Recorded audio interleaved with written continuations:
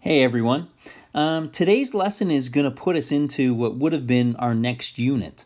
So what we're going to do over the next course of days, lessons, is we're going to start to examine exponential and logarithmic functions and then the applications of those functions.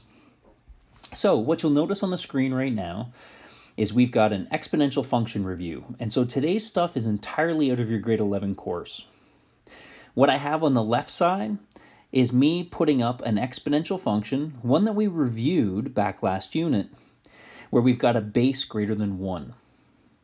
And so we should be good with some of those key features of that function, and you'll see those listed in the table. My blue curve is an increasing function. It exists where x can be anything. The y values are always greater than 0, because as soon as my base is positive, there is no exponent that I can put on that would ever give me 0 or a negative value. If I was asked what the y-intercept is, it's 1, or you could state that it's a y-intercept of 1. And you have your horizontal asymptote at y equals 0. So if I were to change up for that second one, and I was to examine then what happens if my function has a base that's positive but less than 1. What I'd like you to do is to go through, try to put on a quick sketch of that function, and then list in the properties. So pause the video now, and we'll see how it goes. Okay, we're back. And so hopefully because we have a base less than 1, we recall that that means that you have a decreasing graph that is going to pass through the same y-intercept of 1. You notice that you can still sub in any x value to that function and calculate it, but you're always going to get an outcome, a y value that's positive. And lastly, we have the same horizontal asymptote at y equals 0. So, if we're good with all those features of the graph, then what I'd like to do is I'd like to go through a full review of how we sketch these functions. So, the first thing I'd like you to take a look at is on your second page of your lesson, you have a series of functions. And I'm just going to put it so that we can see all of those functions on our screen, because the first thing I'd like to recall is how we can interpret transformations to any function. So in red at the top, I've gone through and I've written out what would be the ugliest exponential function that you could see given all your transformations. So you've got your a value out in front, a b value being multiplied inside, and then we are adding or subtracting our c and our d values.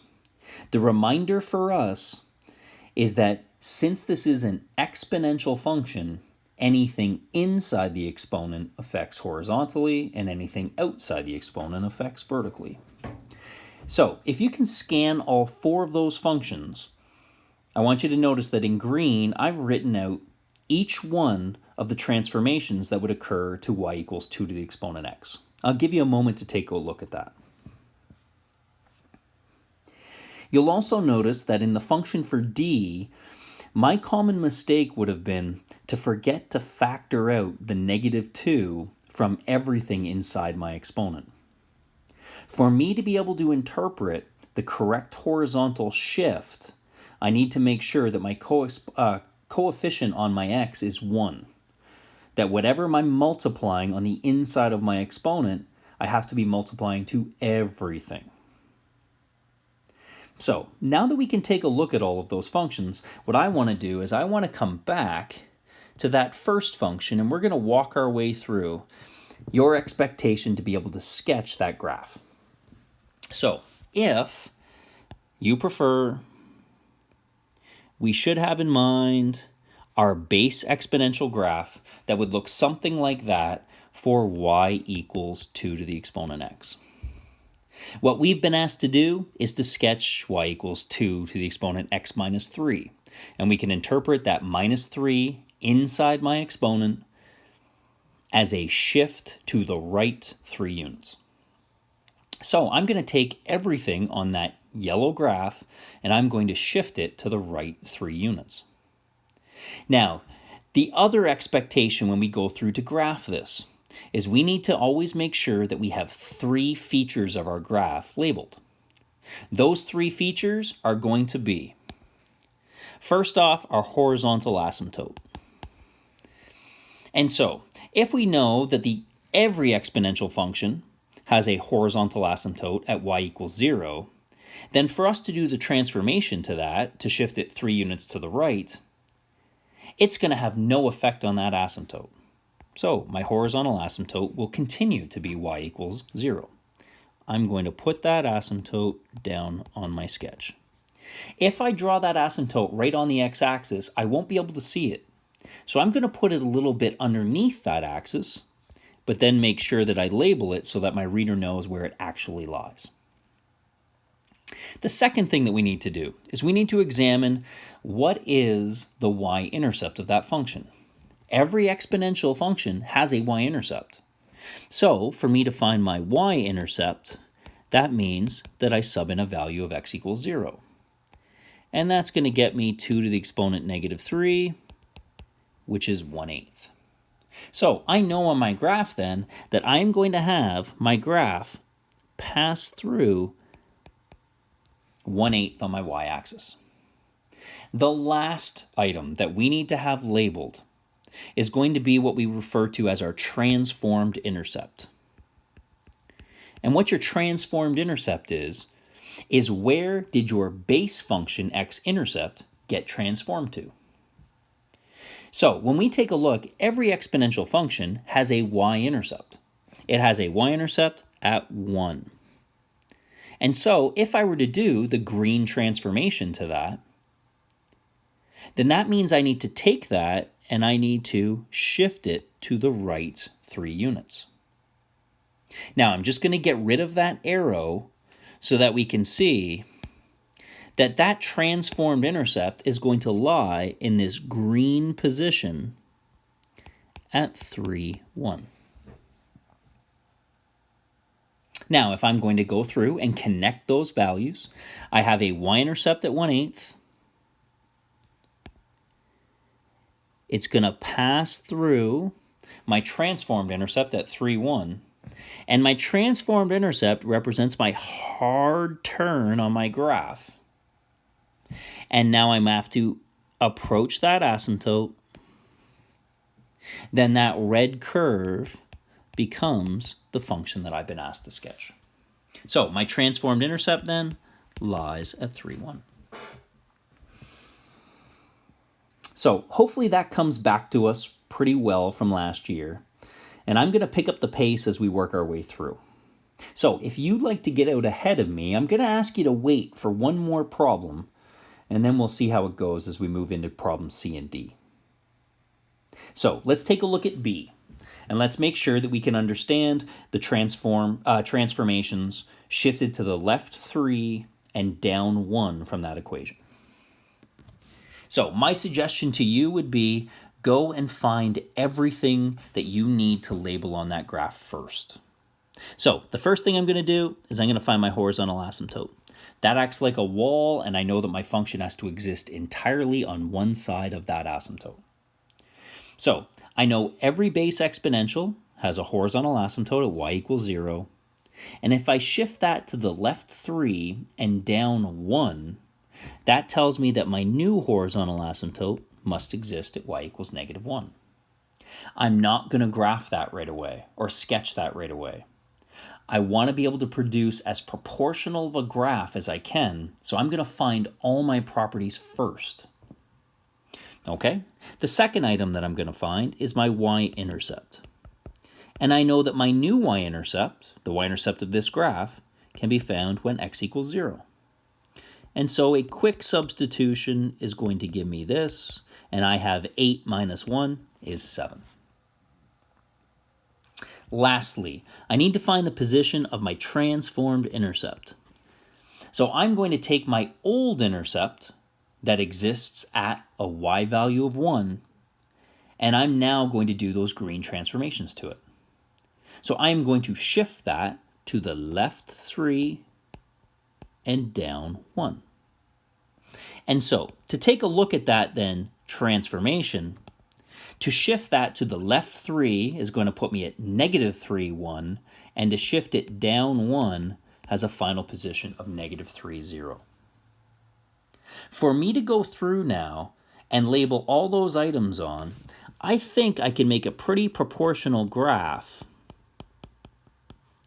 if I was to say that that was the position of y equals negative 1. Because then a y value of 7 seems somewhat reasonable in that location, and a transformed intercept at negative 3, 0 can seem pretty reasonable there. And if I was to then connect those with a blue curve, hard turn, then there would be my function. You would need the blue curve to show your increasing function, and you would need the other 3 properties to be labeled. Okay, now we're going to slide that up, and we want to take a look at the function in C, because we're going to move into some uglier functions now. So, the first thing I want you to take a look at is the equation in C. We need to be able to interpret those transformations correctly. Very quickly, I'm going to identify them in the function. Your reflection in the x-axis should be pretty good to come in that we are multiplying on the outside of my function. You can see your vertical stretch by a factor of 4 is because we are multiplying on the outside of the function by 4. And you can see your horizontal stretch by a value of 1/3 because I am multiplying by 3 on the inside. So there are my 3 transformations. And I'm just going to highlight those. So my process stays the same. First thing I'm going to do, find my horizontal asymptote. Well, I have a asymptote on my basic graph at y equals 0. If I reflect that in the x-axis, it doesn't go anywhere. It's still the x-axis. If I vertically stretch it by a factor of 4, then that has no impact. And if I horizontally stretch it by a factor of 1/3, it has no impact. My horizontal asymptote is still at y equals 0. Now I'm going to find my y-intercept for this new function, and that occurs when x equals 0. And so I'm going to now have y equals negative 4 times 2 to the exponent 0. I know 2 to the exponent 0 is 1, and I have a y-intercept at negative 4. Now I find the location of my transformed intercept. And so if I take my old intercept, which occurred at 1, and do all those transformations to it, reflect it across the x-axis, puts me down at negative 1. Vertically stretch that by a factor of 4 is going to stretch that to negative 4. And a horizontal stretch by a factor of 1/3 is going to have no effect. So my finishing position then is at 0, negative 4. Now I want you guys to take a note that this is going to cause me a problem. The reason for it, my new y-intercept is the same as my transformed intercept. And if I was to just label those properties, I'd only be labeling 2. I need a 3rd property to be labeled. So anytime that my transformed intercept is my new intercept, then that means I need a smart point. And so I'm going to find another point to be able to label onto that graph. Now, there are ways to find smarter points than others. And to do that, I'm going to label on the properties that I know. The first thing I know is that I have a horizontal asymptote at y equals 0, and I have a y-intercept at negative 4. Well, if I was to examine what direction my curve would go in, well, then the first thing I notice is my base graph is an increasing curve. And so, if I was to then take that graph and reflect it across the x-axis, I would now have a decreasing curve. Everybody remember, we have a decreasing curve. So, if I took that decreasing curve and now vertically stretched it by a factor of 4, it would still be decreasing. If I horizontally stretched it by a value of by a factor of 1/3, it would still be decreasing. That tells me that my graph needs to be decreasing through that point. And so the way that I can choose a smart point that I know I'll be able to label is to pick an x value that puts me closer to my asymptote.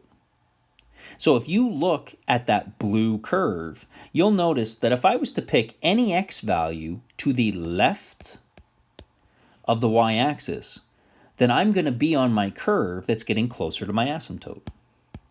So I'm going to now choose an x value, and I'm going to pick maybe -2. So if I go through and I find that value, I have -4 times 2 to the exponent -6. That is a -4 over 64, and that is -1/16. I know then that I can label that point at an x value of -2 and a y value of -1/16. And I now have 2 points labeled and my asymptote. There's my 3 features on my decreasing curve. So I'm just going to put a little wavy line in here to make sure that we've got lots of room to work on D. Now that you take a look at that equation, and you would remember to factor out that -2, I'd like you guys to go ahead and produce a sketch for D. We'll see if we match up in the end. So pause the video, give it a shot. Okay, we're back. I'm going to go through and find those 3 properties as fast as I can. So first thing I've got is my horizontal asymptote. I know I have one at y equals 0. If I vertically stretch that by a factor of 3, it'll have no effect. Reflect that in the y-axis will have no effect. Horizontally stretch it by a factor of 1/2 will have no effect. Shift it to the right 4 units will have no effect. I still have an asymptote at y equals 0. I'm going to now find my new y-intercept. And I know to find any y-intercept, that means x equals 0. So when I make that substitution, then I've got a quick calculation on 2 to the 8th. Remember, the recommendation is no up to 2 to the 5th. So if 2 to the 5th is 32, then I can double that to the 6th is 64, and double that to the 7th is 128, and double that to the 8th is 256. And if I was then to go through and calculate that, well, 3 times 250 is 750, and 3 times 6 is 18, so 768. That means I need to be able to label on a y-intercept at 768. Yikes.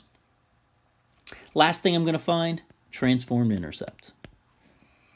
And so if I work my way through, I then know that I've got my normal intercept. That's at 1. And now I'm going to do all those transformations to it. Vertically stretch it by a factor of 3 is going to put me at 3. Reflect it in the y-axis, no change. Horizontally stretch that by a factor of 1/2, no change. Shift it to the right 4 would put me out here somewhere at 4,3. So I have my new transformed intercept at 4,3, and I can get rid of all of that on my sketch. So let's go through and let's see how we can build our function this way. So first thing I can do, I can put on my asymptote.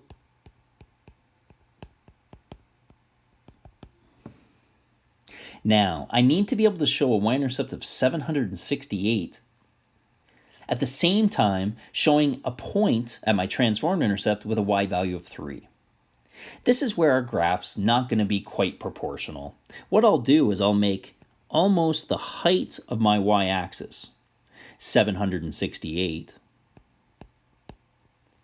And now I'll move across 4 and up 3. It's going to be barely off my axis to there. I can now go through and I can connect that, and there is my sketch. So, when we take a peek at that sketch, there are a lot of things in here that we can use as confirmation. And you'll notice that I connect all those features last. That's because I'm going to always use my direction as a check. So, I want to start off and I want us to imagine that we made the mistake and we forgot to go through and factor out the -2. If we use our direction, we'll be good. If we forgot to factor that out, can you see that you would have come in on the incorrect transformed intercept at -8, 3? That would have meant that we had some point out here at -8, 3. Which means the only way we can connect those 2 points and approach the asymptote would be to have the gold curve. Okay, I'm going to use everything I know about direction as confirmation. So, the first thing I notice, I'm just going to circle it in red. I have a base of 2 as my power. That tells me that I have an increasing curve. And now if I go through every transformation, I can see what happens to the direction of my curve.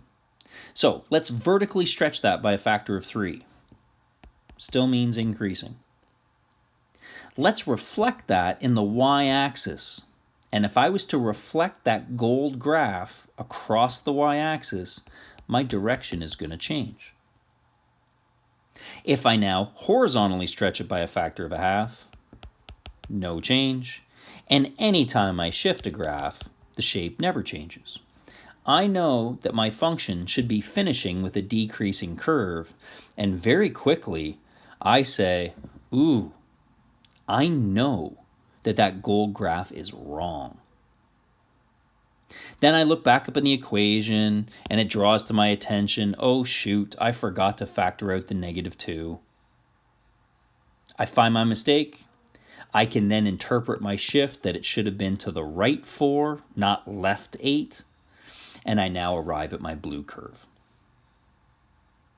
So, I'm hoping that that went okay for us. Pause the video, take a look back at anything you need, and hopefully then our practice goes well. Good luck.